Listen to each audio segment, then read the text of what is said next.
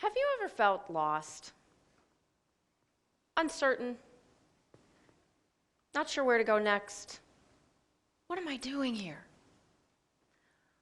Well, let's face it, we've all felt that way. Existential doubt. Some call it a crisis of confidence. Law school can feel, to law students, like a 3-year crisis of confidence. But every crisis reaches some point of resolution, of equanimity. Today I invite you to ponder the journey from crisis to equanimity.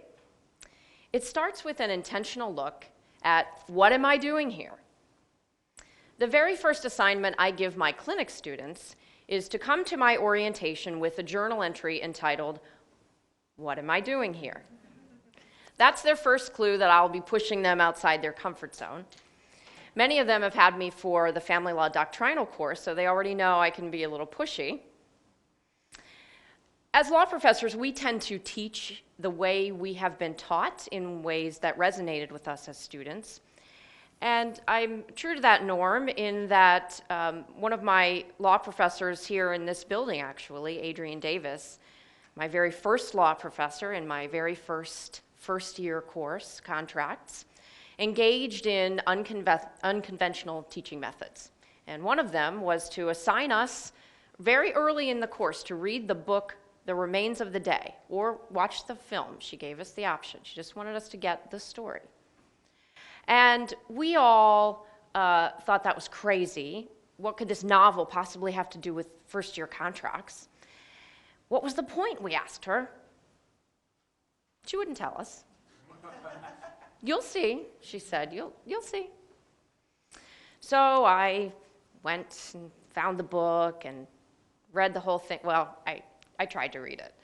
And about 3 chapters in, I got really frustrated because I still couldn't figure out what the point was. My little 1L brain was screaming out in frustration, "What's happening? What is the point? What am I supposed to get about the contract? There's no contract. It's about a butler. I don't get it. What am I doing here?" So I rented the film, watched the film, still didn't get it. Still just about an English butler. Great story. Nothing to do with contracts. So we 1Ls came back into class and we all sort of silently glared and eye-rolled our dismay at her. And she wisely explained that the point of assigning that was to invite us to contemplate duty. Attorneys have a duty, she said, to the profession, and they have duties to their clients. And The Remains of the Day is a story about a butler who's grappling with his duty to his household and to his profession. Well, that is what I invite my students to do as well, to contemplate their role as lawyers. And in that doctrinal family law course that I teach, I do it in a variety of ways, one of which is depicted on this slide. This is a slide that I show in my class to accompany a reading assignment. It's actually in a casebook that I use. It's a fairly progressive, unconventional casebook. And one of the articles in it is entitled, you can see it on the slide, "Professional Intervention in Divorce, the Views of Lawyers, Psychotherapists, and Clergy." It's not even very new. It's from the 70s. And the author invites attorneys to contemplate their roles because it's actually a team of authors that have gone out and interviewed attorneys and asked them what they see as their role. And one of the most fascinating ones, there are 6. The attorneys couldn't come up with just a small group. They were all over the place about what their roles were. And there are 6 that Krusell and his team came up with. And they range from things like the undertaker to the mediator, the social worker. And the one that's most stunning, I think, is the moral agent. There's a description of it as the lawyer being necessarily true to their sense of what is right, the lawyer's sense, not the client's, the lawyer's, and as a guardian of what should best come to pass in a divorce case. A little bizarre? I think so. And My students mostly think so too. And I only know that because I require them to reflect on this piece in either class discussion, small group discussion, and report back, or quick writes. And it's an invitation to what I call self-aware professionalism, and for them to take a few moments and think that through. And then we continue that thread throughout the semester, and in my clinic as well. Socrates stressed the importance of self-awareness.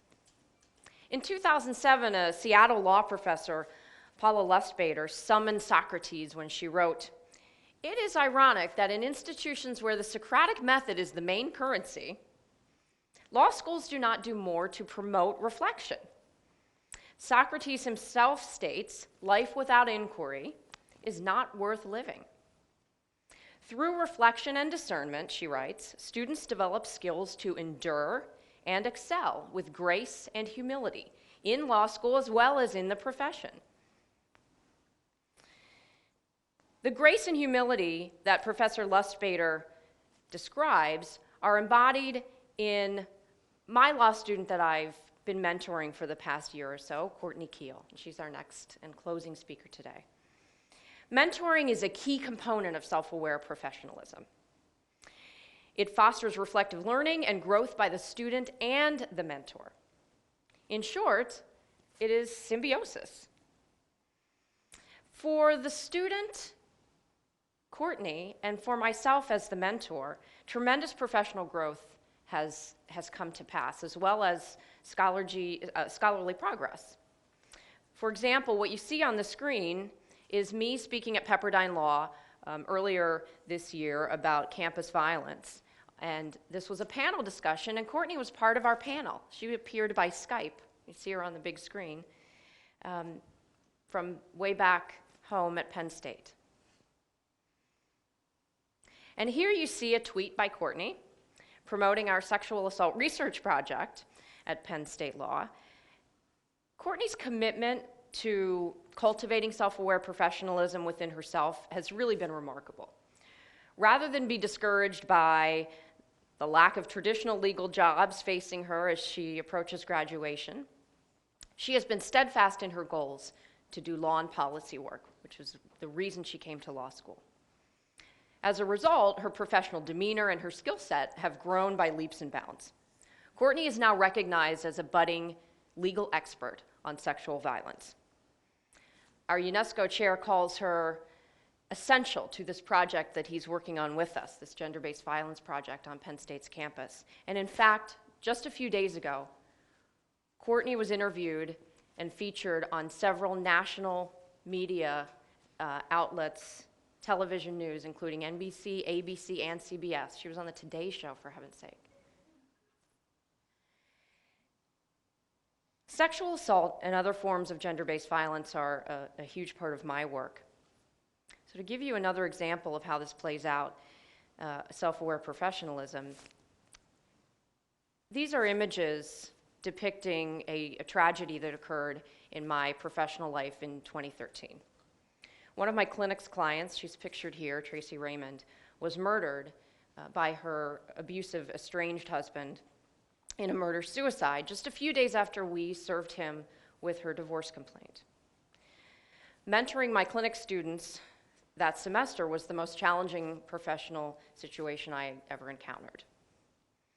And it soon became acutely apparent to me that the way through this journey, the way of surviving it and moving from crisis to equanimity, was to continue cultivating this budding pedagogical approach that I had been conceiving about self-aware professionalism. It was no accident that really all of that academic year leading up to March 28th, this had been on my mind, this idea of reflective learning and of self-awareness. I did end up writing an article describing this, and it's being published soon, and one of the sentences in it that I think sums this up is this: "My method of teaching in a deliberate manner about the skills of self-awareness and stress management and their integral relationship to effective lawyering skills fostered group strength, which enabled the students to cope with the crisis. Veteran public interest lawyer and Loyola law professor Bill Quigley wrote the following: "In order to do social justice for life, it is important to engage in regular reflection." Quigley lists, among other things, yoga as a reflective method. Well, yoga happens to be my reflective method. I keep this mat in my office at Penn State Law. And I openly share with my students the role that yoga has in my life as a reflective practice. Professor Quigley says that most of the people he knows who have, and I'm quoting now, who have remained engaged in social justice advocacy over the years have been people who regularly pause to reflect on what they are doing, how they are doing it, and how they can do it differently. Reflection allows the body and mind and spirit to reintegrate, he says. I certainly agree, and I also find it a bit of perfect symbiosis, perhaps, or synchronicity, that the title of that article by Quigley is Letter to a Law Student Interested in Social Justice. Yoga happens to be where my law student, Courtney, who you'll hear from in a moment, that's where we met before she was my law student. And when my clinic client was murdered, yoga truly was a methodology for several of my students, myself and my clinic fellow.